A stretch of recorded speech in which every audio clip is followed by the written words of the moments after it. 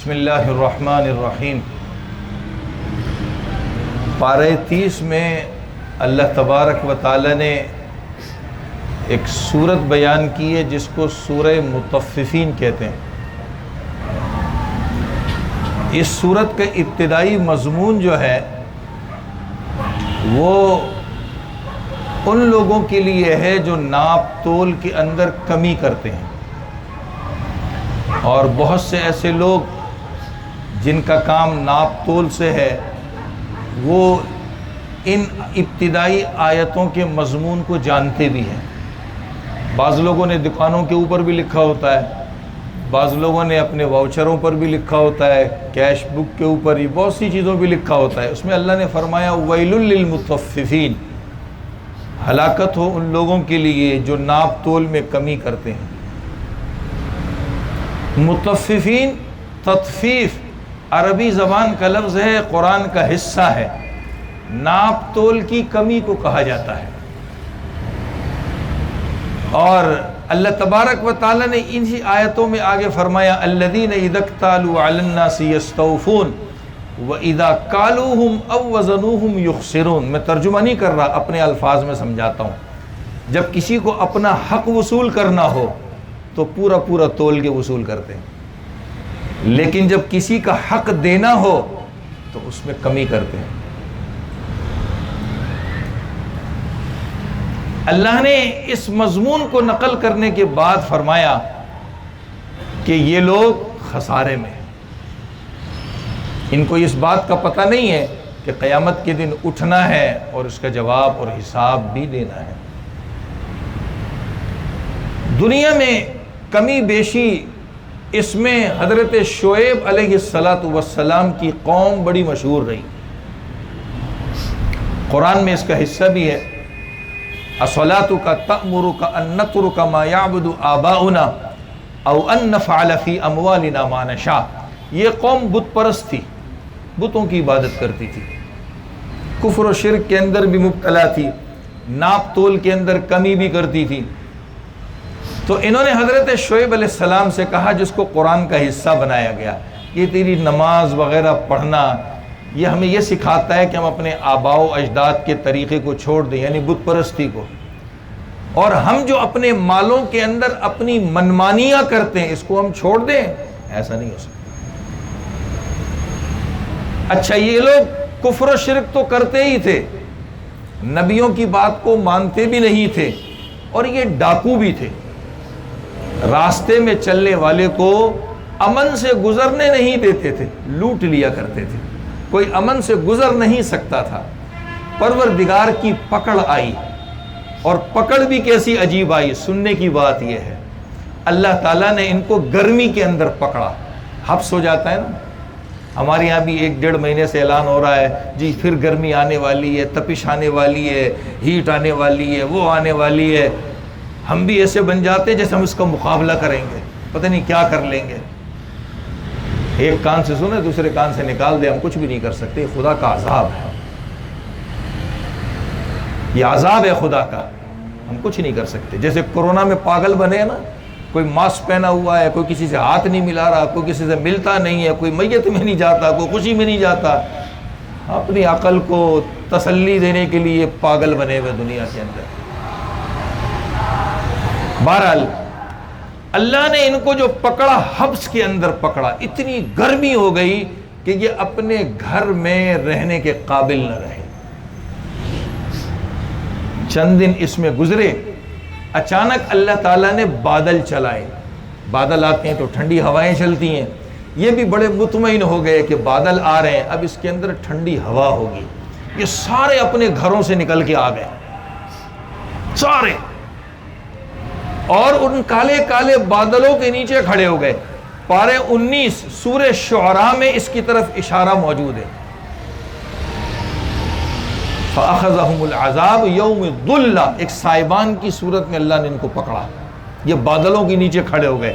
یہ اس بات کے منتظر تھے کہ جہاں ٹھنڈی ہوائیں چلی ہیں ان بادلوں سے بارش برسے گی، مگر ان کو کیا پتا تھا جس خدا نے اتنی گرمی اور حبس کے اندر رکھنے کے بعد ہمیں ٹھنڈی ہوا کے ذریعے باہر نکالا، ہم خود بادل کے نیچے آ کے کھڑے ہو گئے، اس بادل سے برسے گا کیا؟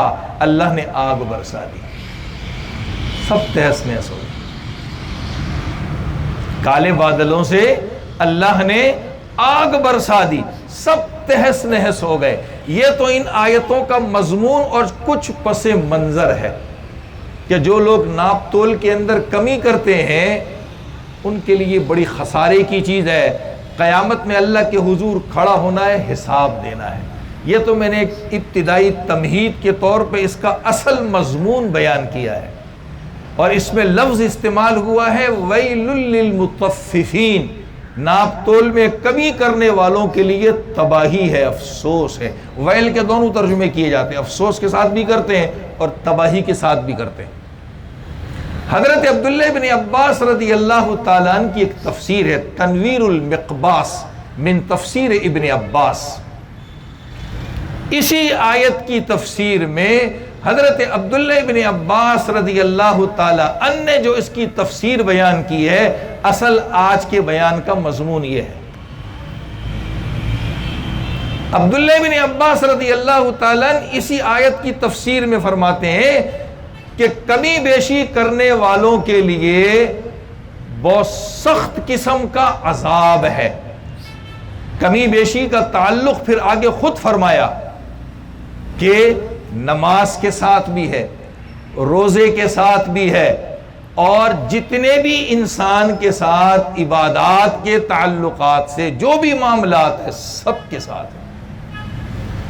ابن عباس رضی اللہ تعالیٰ عنہ کی اس تفسیر سے معلوم ہوتا ہے کہ یہ تطفیف صرف ناپ تول کی کمی نہیں ہے۔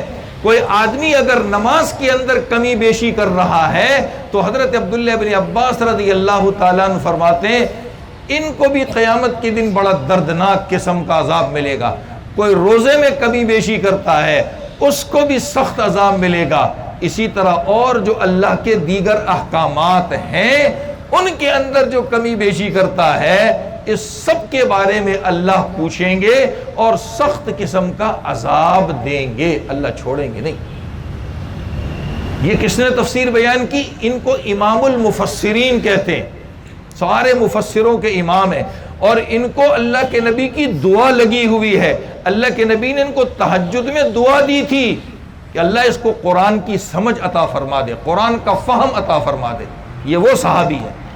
لا محال عبداللہ ابن عباس رضی اللہ تعالیٰ نے یہ مضمون اپنے پیٹ سے تو بیان نہیں کیا ہوگا، نبی سے سنا ہوگا تو بیان کیا، اور ان کی تفسیر کے اندر یہ مضمون موجود ہے کہ جو بھی کمی بیشی کرے گا، چاہے نماز میں کرے، روزے میں کرے، زکوٰۃ میں کرے، یا دیگر جتنے معاملات ہیں جس میں کمی بیشی کرے گا، قیامت کے دن سخت قسم کا عذاب اس کو دیا جائے گا۔ ہم لوگ معاملات کرتے ہیں، اعمال کرتے ہیں، مگر ڈنڈیاں مارتے ہیں۔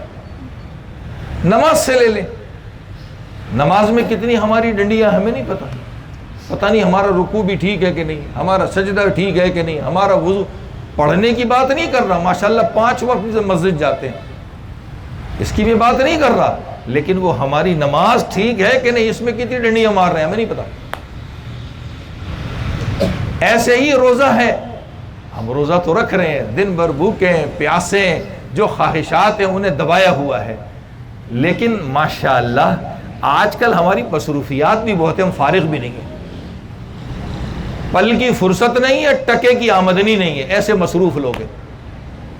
پل کی فرصت نہیں ہے اور ٹکے کی آمدنی نہیں ہے، 2 کام ہمارے پاس ہے، موبائل موجود ہے، ماشاءاللہ روزہ اس کے نظر ہو رہا ہے، یا پھر محفل لگا لی، بس سب برے ہیں میں اچھا ہوں۔ ہم سپریم کورٹ کے جج بنے ہوئے ہیں، ہائی کورٹ کے جج بنے، سب کے فیصلے ہمارے پاس ہیں۔ ہے کیا؟ روزے سے ہے، کیا؟ روزے سے۔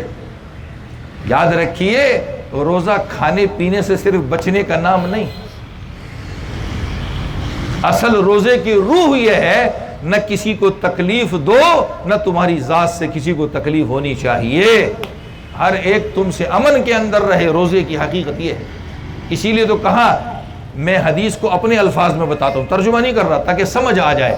جب کبھی لڑائی کی صورت آ جاتی ہے، جھگڑے کی صورت آ جاتی ہے تو اللہ کے نبی کے فرمان کے مطابق روزے دار کو چاہیے یا دل میں سوچ لے میں روزے سے ہوں کیوں اس سے لڑوں، یا اس کو بتا دے کہ میں روزے سے ہوں کیوں لڑتا ہے میرے سے۔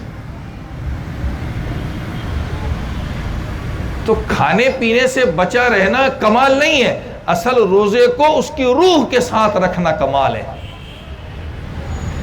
تو یہ جو دو کام آج کل ہم کر رہے ہیں آج کے زمانے میں، ایک موبائل کا کام، ماشاءاللہ بہت پڑھے لکھے لوگ ہیں ہم لوگ، اللہ کی قسم اس موبائل ہمارا ایسا معلوم ہوتا ہے حضرت جبریل کا پیغام اس میں آ رہا ہے، اللہ تعالیٰ ہم سے ڈائریکٹ اس میں مخاطب ہے۔ کیا ہماری حالت ہے خدا کی قسم، اپنی ذات سے بھی زیادہ اس کو اہمیت دے دی ہم لوگوں نے۔ آج موبائل بچے کے پاس ہے، بنگی کے پاس بھی ہے، سب کے پاس ہے۔ موبائل ہاتھ میں پکڑ کے کوئی اترانا نہیں چاہیے، استعمال کر کے اپنے آپ کو پڑھا لکھا نہیں جاہل سمجھو اپنے آپ کو۔ ہم روزہ خراب کر رہے ہیں، گیم کھیل رہے ہیں، پتہ نہیں کیا کچھ کر رہے ہیں، ٹائم پاس ہو رہا ہے۔ اس سے بہتر تو یہ کہ سو جاؤ، روزہ بھی محفوظ رہے گا، کوئی اور بھی تکلیف میں نہیں رہے گا اور گناہ بھی نہیں ہوگا۔ اتنا آسان نسخہ کوئی بھی نہیں بتائے گا آپ کو انشاءاللہ۔ نماز پڑھو سو جاؤ، نماز پڑھو سو جاؤ، نماز پڑھو سو جاؤ، افطاری کے وقت کھڑے ہو کے گھر والوں پہ احسان کرو، لا افطاری دو، یہ دو وہ دو، روزہ رکھا صاحب نے۔ ایک نماز ایک روزہ، اسی طرح زکوٰۃ کا معاملہ ہے۔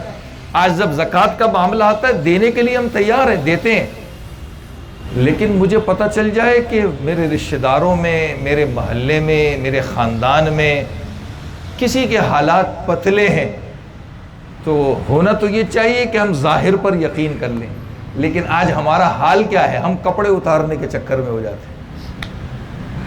جیسے بہت بڑا احسان کرے گا، دے گا کیا 500 1000 روپے، زیادہ 3 مارے گا 2-3 ہزار روپے دے دے گا، لیکن اگلے کی عزت کے کپڑے اتار دیتا ہے۔ یہ سب کمی بیشی ہے، سب کمی بیشی ہے۔ رمضان المبارک کے اندر بھی اور رمضان مبارک کے علاوہ بھی ہم اس کو کمی بیشی نہیں سمجھتے۔ میرے پاس مزدور کام کر رہا ہے، ملازم کام کر رہا ہے، میں اس کی مزدوری پوری دیتا ہوں کہ نہیں دیتا؟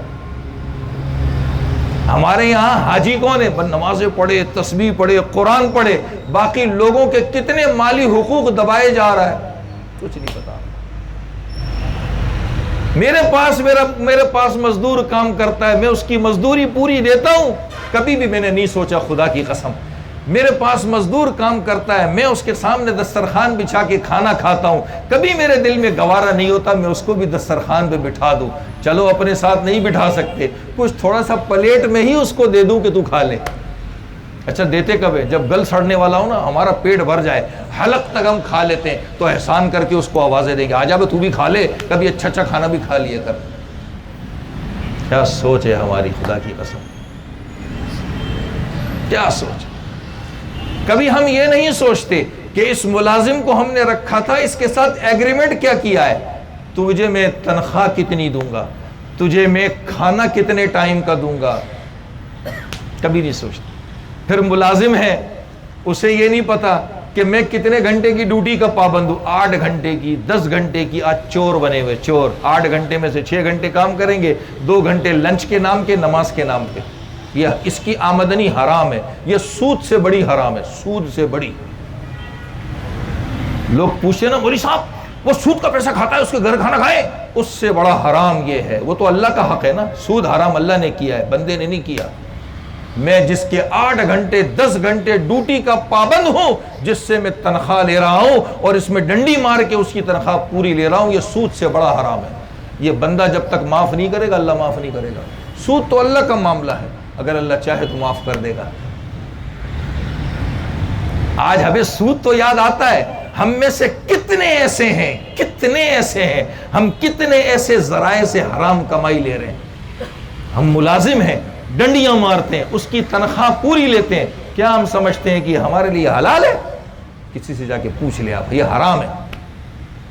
رمضان آتا ہے، ملازم کو ماشاءاللہ ظہر کی نماز میں 2 گھنٹے چاہیے، حالانکہ سوتا ہے، صاحب قرآن پڑھ رہا تھا، صاحب نوافل پڑھ رہا تھا، بغیر مالک کی اجازت کے نہ قرآن پڑھ سکتے ہیں نہ نفل پڑھ سکتے ہیں، یہ حرام کام ہو رہا ہے۔ آپ سجدے کر کر کے پیشانی گھس دیں، مالک نے اگر آپ کو ڈیوٹی آور کے اندر اجازت نہیں دی، نہ قرآن پڑھ سکتے نہ نماز پڑھ سکتے، یہ چوری ہے۔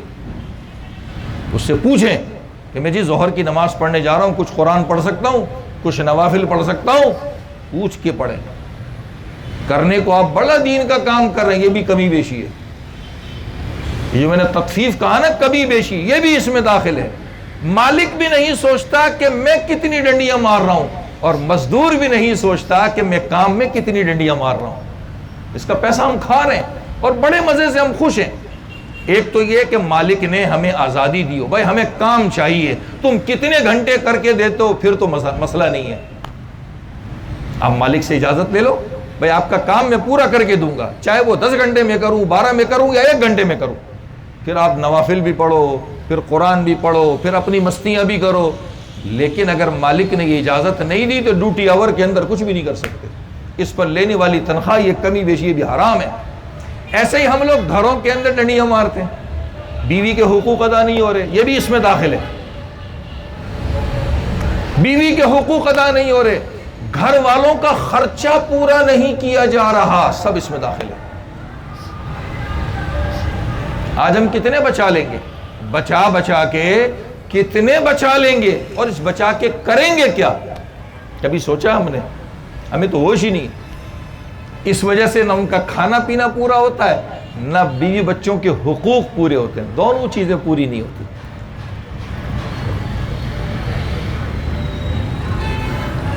یہ بھی اس کے اندر داخل ہے، یہ بھی کمی بیشی ہے۔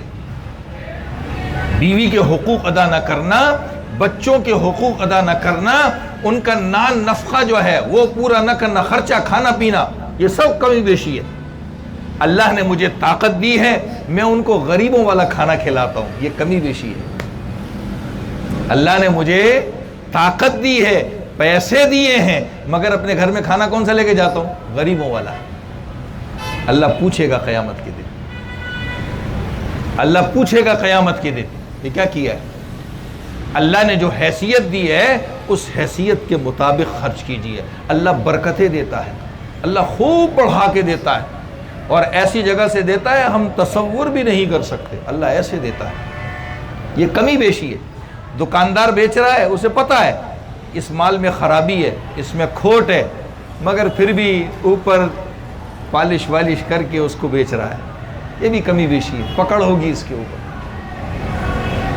ہمارے یہاں ہمارا نوکر ملازم جو ہے اگر خراب چیز کو بیچ دے، مالک کو پتہ چل جائے کہ جی وہ ٹوٹی پھوٹی خراب چیز بک گئی، تو بس دل نہیں کرتا ہم ڈانس کرنا شروع کر دیں، ہمارا سر چھت سے لگنا شروع ہو جائے، اتنے خوش ہوتے ہیں۔